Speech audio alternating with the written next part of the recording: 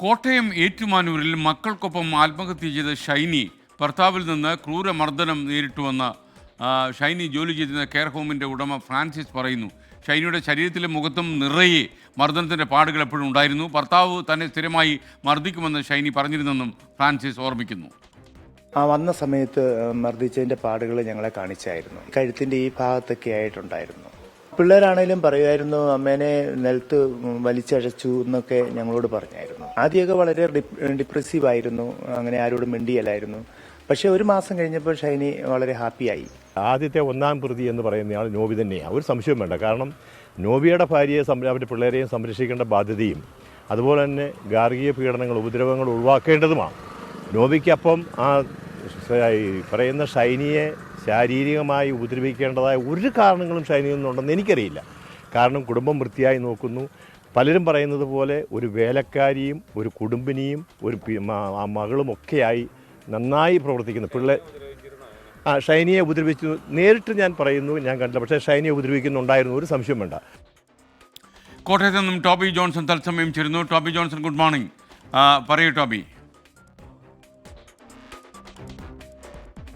Good morning SKN. എന്തായാലും ഈ ഷൈനിക്ക് അതിക്രൂരമായിട്ടുള്ള പീഡനങ്ങൾ അവർ ഏറ്റിരുന്നു എന്ന് തെളിയിക്കുന്ന അല്ലെങ്കിൽ സാക്ഷ്യപ്പെടുത്തുന്ന മൊഴികളാണ് അല്ലെങ്കിൽ പ്രതികരണങ്ങളാണ് നമ്മളിപ്പോൾ കേട്ടത്. ഒന്ന്, ഈ ഫ്രാൻസിസ് എന്ന് പറയുന്നത് ഷൈനി 4 മാസക്കാലം ജോലി ചെയ്ത ഒരു സ്ഥാപനത്തിൻ്റെ ഉടമയാണ്. അതായത് കോട്ടയത്തുള്ള അവരുടെ മാതാപിതാക്കളുടെ വീടിന് സമീപത്തുള്ള ഒരു സ്ഥാപനമാണ്. അവിടെ ഈ ഭർത്താവിൻ്റെ വീട്ടിൽ നിന്നും തിരിച്ചു വന്നതിന് ശേഷം അവിടെ 4 മാസക്കാലം ജോലി ചെയ്തിരുന്നു.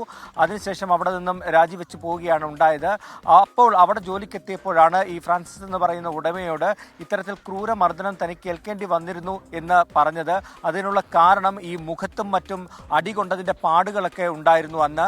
അതെന്താണെന്ന് ചോദിച്ചപ്പോഴാണ് ഇക്കാര്യങ്ങൾ പറഞ്ഞത്. ഒപ്പം തന്നെ ഈ മരിച്ച കുട്ടികൾ തന്നെ ഈ ഫ്രാൻസിസ് എന്ന് പറയുന്ന വ്യക്തിയോട് ഇക്കാര്യങ്ങൾ അമ്മയെ ക്രൂരമായി മർദ്ദിക്കുന്നത് കണ്ടിരുന്നു, നിലത്തുകൂടി വലിച്ചെടുക്കുന്നതൊക്കെ കണ്ടിട്ടുണ്ട് എന്ന് പറഞ്ഞുവെന്നാണ് ഫ്രാൻസിസ് ഇപ്പോൾ നമ്മളോട് പറഞ്ഞിട്ടുള്ളത്. അതോടൊപ്പം തന്നെ മറ്റൊരാളുടെ പ്രതികരണം തൊടുപുഴയിലുള്ള തോമസ് എന്ന് പറയുന്ന വ്യക്തിയാണ്. അതായത് ഈ നോബിയുടെ വീടിന്റെ സമീപത്തുള്ള ആളാണ്, അവിടുത്തെ മെമ്പറാണ്. അദ്ദേഹം പറയുന്നത് ഇത്തരത്തിൽ ക്രൂരമായിട്ടുള്ള മർദ്ദനങ്ങൾ ഏൽക്കേണ്ടി വന്നിരുന്നു. വീട്ടിലെ ജോലിയെല്ലാം ചെയ്തുകൊണ്ടിരുന്നത് ഈ ഷൈനി തന്നെയാണ്. അവിടെ ആണുങ്ങൾ ചെയ്യേണ്ട പല പണികളും, അതായത് കൃഷിയുടെ മറ്റുമായിട്ട് എല്ലാ കാര്യങ്ങളും ചെയ്തിരുന്ന അവരായിരുന്നു, ഷൈനി തന്നെയായിരുന്നു. എന്നിട്ടും അവർക്ക് ക്രൂരമായിട്ടുള്ള മർദ്ദനങ്ങൾ ഏൽക്കേണ്ടി വന്നു എന്നാണ് അവിടെയുള്ള ആളുകളും പറയുന്നത്. അപ്പോൾ മൊത്തത്തിൽ പുറത്തു വരുന്ന വിവരം എന്ന് പറഞ്ഞു കഴിഞ്ഞാൽ ക്രൂരമായിട്ടുള്ള ശാരീരിക മാനസിക പീഡനങ്ങൾ ഷൈനിക്ക് ഏൽക്കേണ്ടി വന്നിരുന്നു എന്നുള്ളതിലേക്ക് തന്നെയാണ് കാര്യങ്ങൾ എത്തി നിൽക്കുന്നത്. ഏറ്റവും അവസാനമായി അല്ലെങ്കിൽ ഈ ആത്മഹത്യയിലേക്ക് നയിക്കാനുണ്ടായ ഒരു പ്രേരണ എന്ന് പറയുന്നത് ഈ തലേ ദിവസം വന്ന ഒരു വാട്സപ്പ് കോളാണെന്നാണ് മാതാപിതാക്കൾ നമ്മളോട് പങ്കുവച്ചിട്ടുള്ളത്. അവർ പറയുന്നത് തലേദിവസം രാത്രിയിൽ ഒരു വാട്സപ്പ് സന്ദേശങ്ങൾ മറ്റും വന്നിരുന്നു.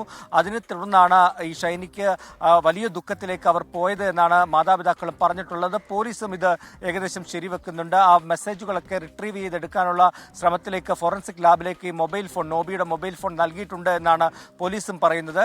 ഇപ്പോൾ ഈ നോബി റിമാൻഡിലാണ്. എന്തായാലും വിശദമായിട്ടുള്ള അന്വേഷണം തന്നെയാണ് ഈ കേസിൽ നടക്കുന്നത്. കൂടുതൽ ആളുകൾക്ക് ആർക്കെങ്കിലും ഇതിൽ പങ്കുണ്ടോ എന്നുള്ള കാര്യം കൂടി പോലീസ് പരിശോധിക്കുന്നുണ്ട്. SKN.